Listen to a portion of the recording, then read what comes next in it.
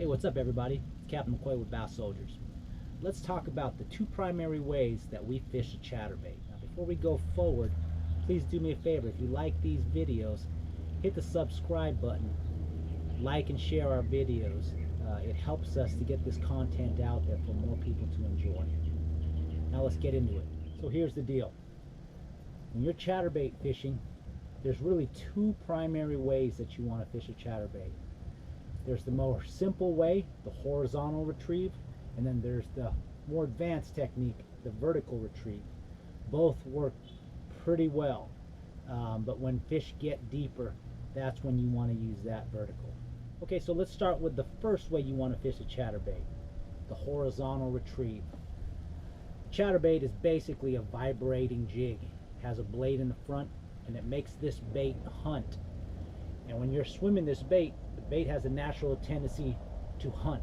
You're trying to appeal to a fish's nature and react to that bait turning and hunting.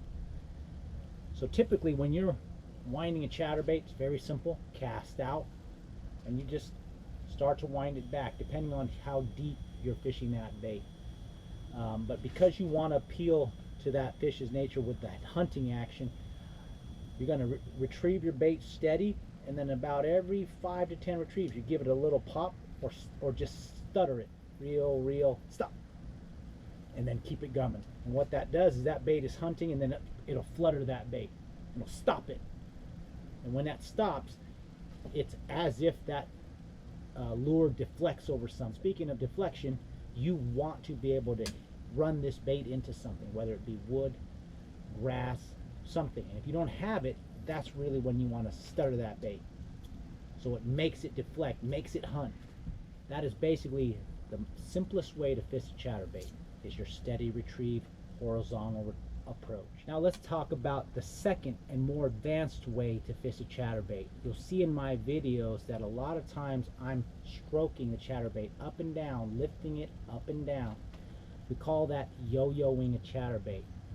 And what that does is when the chatterbait falls, you'll see it falling down, and it hunts on its way down.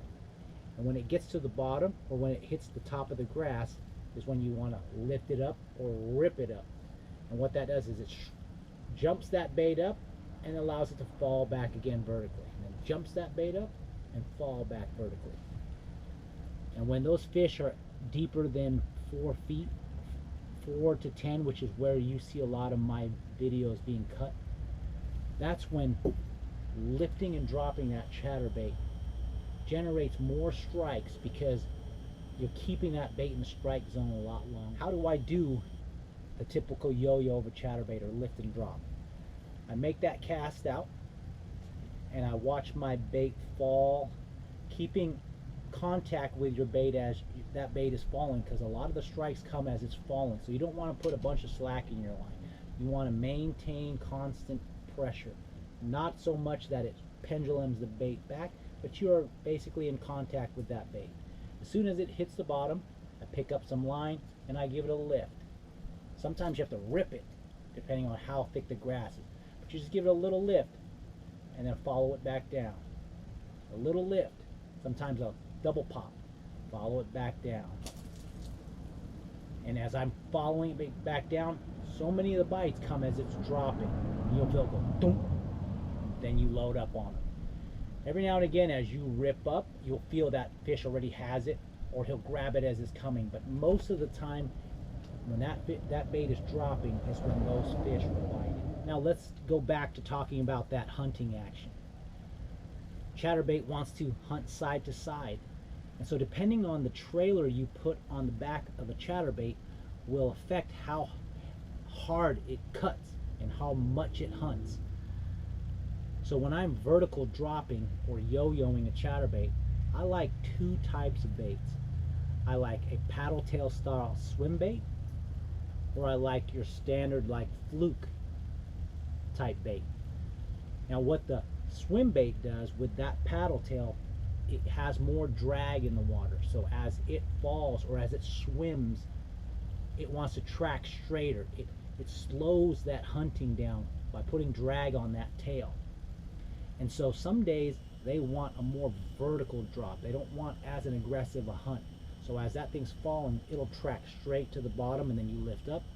And it'll basically track straight to the bottom and you lift up and you just continue. That's what the paddle tail does. Now let's talk about the fluke style bait. The fluke style exaggerates that hunting action of a chatterbait because it doesn't have a tail on it. There's no water drag on the bait, so it really exaggerates that hunting action of the chatterbait. There's no rhyme or reason. It just will go kind of where it wants to. So as it's falling vertically, it falls with a little hunt, not like the paddle tail, which goes straight down. And so there are days where they prefer that hard hunting action, and that's when I go to the fluke.